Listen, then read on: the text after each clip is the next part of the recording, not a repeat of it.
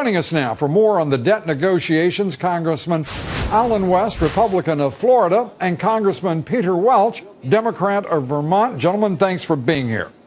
Thanks for having us, Lou. We have just heard, as you heard, that the president walked out of a meeting.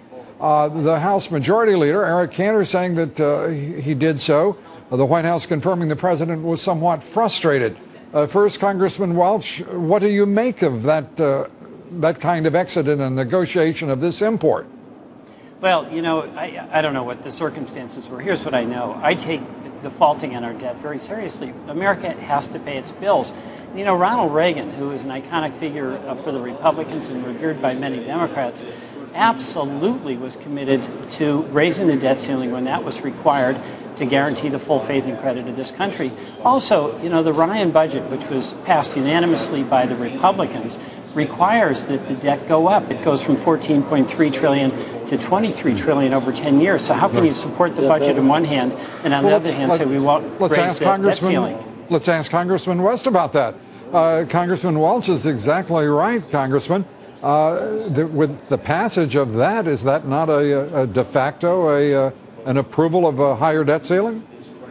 Well, I can understand what my colleague here is saying, and I can agree with you do see a raise, but the important thing is we have to get beyond the short-term fix, and I think that when you look at the spending problem here in Washington, D.C., and I think that this is something that Peter can agree with me on, we've got to put in place some spending control measures, and I think that's the most important thing as we go forward, to make sure that possibly we don't have to come back a year from now or 2 years from now and continue to talk about raising the debt ceiling. And that's why I believe that we have to have those requisite cuts in spending. We have to cap the federal government spending, and we need to have a balanced budget amendment because Americans don't run their households like we're running the federal government right now. Congressman Welch seems to be making perfect sense, right? Well, here's the problem, okay, and I think we both have to acknowledge this. Alan's got a point. We've got to have a long-term fiscal plan that gets us from where we are to where we need to be. And that's going to require, in my view, some balanced cuts and some balanced revenues. And Alan and I would probably disagree about how to get there. But here's the bottom line. Are we going to risk default? It's standard practice in politics to use what leverage is available. The leverage available now is this debt ceiling, but the hostage is the American economy. Because if we default and interest rates go up by 1%, Alan gets hurt and I get hurt. $160 billion in additional debt service. So in my view, separate the two issues. We tried to negotiate, we didn't get there. Let's go to Plan B and pay our bills. So that also makes sense. But let me ask you what doesn't, at least to me, make sense. Throughout this debate, from neither the political left or right, the Republicans or Democrats, have I heard this president or this Congress talk about what is the appropriate level of debt for this nation. It's at $14.5 trillion right now. To what level should we permit it to go? At what point should it be in parity with our economy? Should it be 50% of the size of our economy? Also, the issue of $1.65 trillion in deficit. My Lord, the entire federal government was run on that amount of money 15 years ago.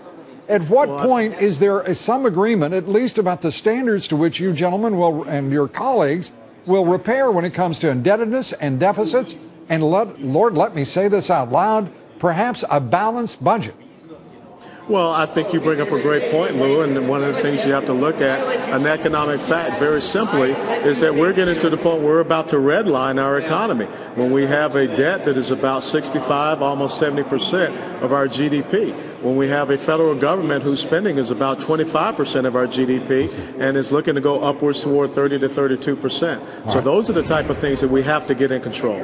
Congressman Welch, I'm sorry, go ahead. And you're going to get the last word here, Congressman Welch. All right, look. You know, my view, we've got to put everything on the table. The Republican position, as I understand, Alan, is no revenues. I don't think we can get there without revenues. I don't think that's realistic.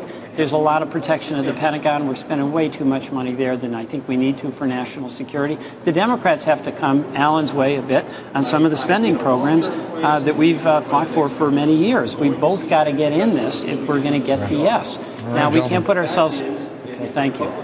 We appreciate you both being here. Thank you very much, Congressman. Thanks for having us.